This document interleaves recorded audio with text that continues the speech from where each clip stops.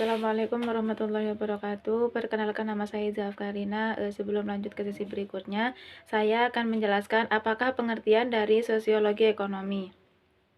Sosiologi ekonomi adalah cabang ilmu pengetahuan yang memberikan secara tegar mengenai studi ekonomi dari fenomena sosial dalam masyarakat.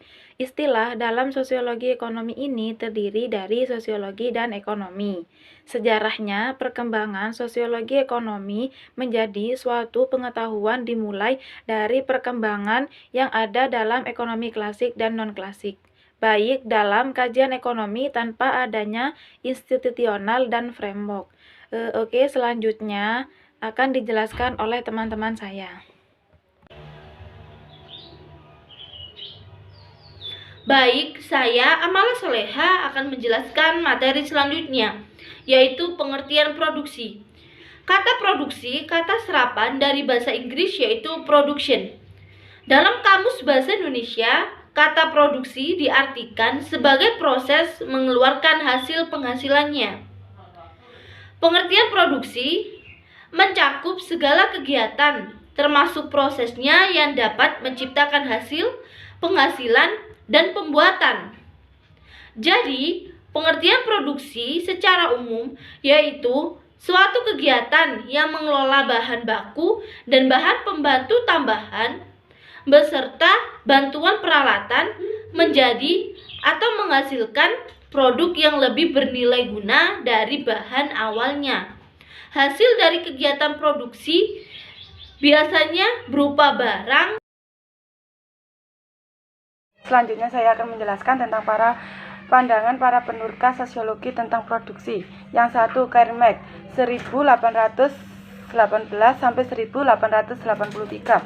Manusia sebagai produsen, dengan demikian produk dari kegiatan produktif atau kerja manusia yang telah menjadi pembeda yang makhluk lain seperti binatang. Kapitalisme telah menyebabkan manusia sebagai pekerja tidak lagi mempunyai kontrol atas potensi yang terkandung dalam pekerja mereka. Yang kedua, Emil Durkheim, 1858 sampai 1917. Dari gagasan sosiologi, Durkheim dapat ditelusuri dari bukunya The Vision of Labor in Society. Dari Durkheim menjelaskan tentang perubahan sosial, dan dalam perubahan teori tersebut, Durkheim mendiskusikan tentang dua tipe masyarakat, yaitu tipe masyarakat yang melandaskan tentang solidaritas mekanik dan solidaritas organik.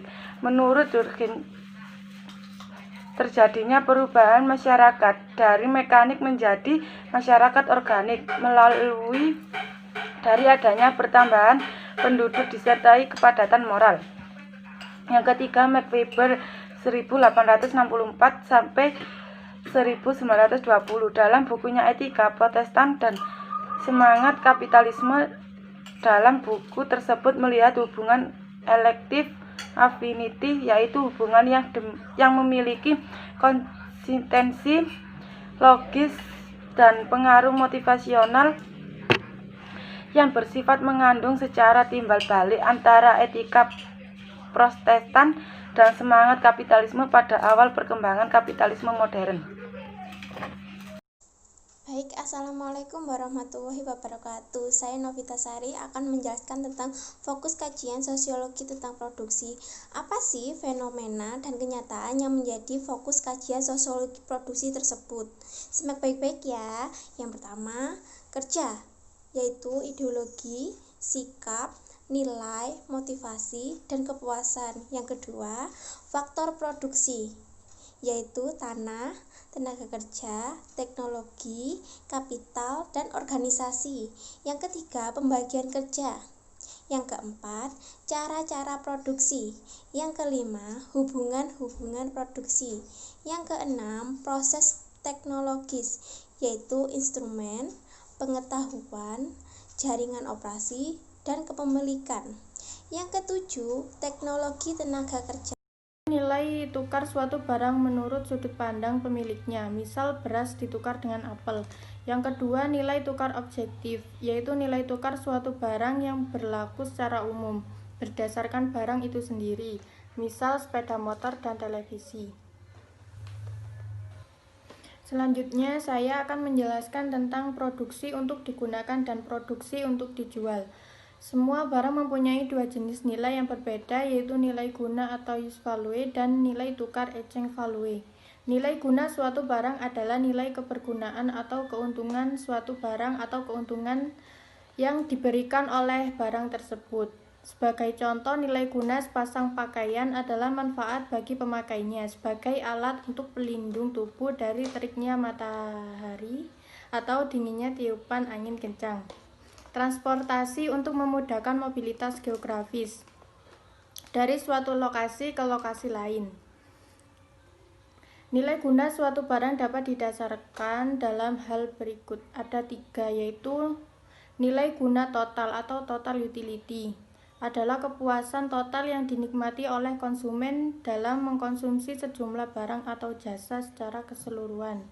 Yang kedua, nilai guna maksimal atau marginal utility adalah tambahan kepuasan yang dinikmati oleh konsumen dari setiap tambahan barang atau jasa yang dikonsumsinya. Yang ketiga, nilai guna yang semakin turun atau pemenuhan secara vertikal, yaitu nilai guna yang diperoleh konsumen untuk setiap tambah konsumsi yang dilakukan pada mulanya meningkat, tetapi sampai pada titik tertentu akan mengalami penurunan. Nilai tukar dapat dibedakan menjadi 2. Baik, saya Fitria Puspitasari akan menjelaskan materi selanjutnya, yaitu produksi sepanjang sejarah umat manusia. Dalam pembahasan kali ini terdapat 3 bentuk masyarakat. Yang pertama yaitu masyarakat prakapitalis, yang kedua masyarakat kapitalis, dan yang ketiga masyarakat pasca kapitalis. Yang pertama yang akan kita bahas yaitu produksi pada masyarakat prakapitalis. Masyarakat prakapitalis adalah masyarakat yang dalam melakukan kegiatan ekonominya tidak ditujukan untuk pasar dan tidak ditujukan untuk mencari keuntungan atau laba melalui pertukaran. Ekonomi pada masyarakat prakapitalis menggunakan konsep pra-industri. Maksudnya yaitu fenomena perdagangan pasar dan uang diilhami oleh tujuan selain mencari keuntungan atau laba. Yang selanjutnya yaitu produksi pada masyarakat kapitalis dan produksi pada masyarakat pasca kapitalis. Masyarakat kapitalis dan masyarakat pasca kapitalis tidak terpisahkan karena keduanya memiliki basis yang sama, yaitu landasan ekonomi industri. Namun, keduanya dapat dibedakan melalui sistem Fordisme dan sistem pasca Fordisme. Fordisme pada masyarakat kapitalis yaitu keadaan ekonomi seusai perang dengan lonjakan ekonomi yang sangat pesat di Amerika. Fordisme merupakan simbol hadirnya kaum pekerja masa baru yang memiliki gaya hidup dan ciri-cirinya sendiri. Dalam kata lain, Fordisme adalah metafora kapitalisme modern. Yang selanjutnya yaitu pasca Fordisme pada masyarakat pasca kapitalis. Dalam hal ini, landasan ekonomi masyarakat pasca kapitalis berhubungan dengan pasca Fordisme yang tumbuh pada abad 20 dan menurun pada tahun 1970-an. Khususnya telah terjadi krisis minyak bumi pada tahun 1973 dan diikuti dengan menurunnya industri mobil di Amerika.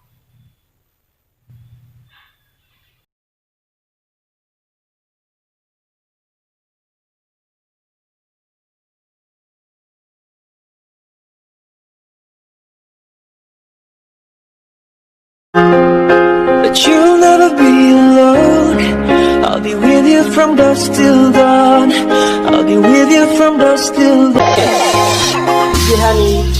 Apa sih?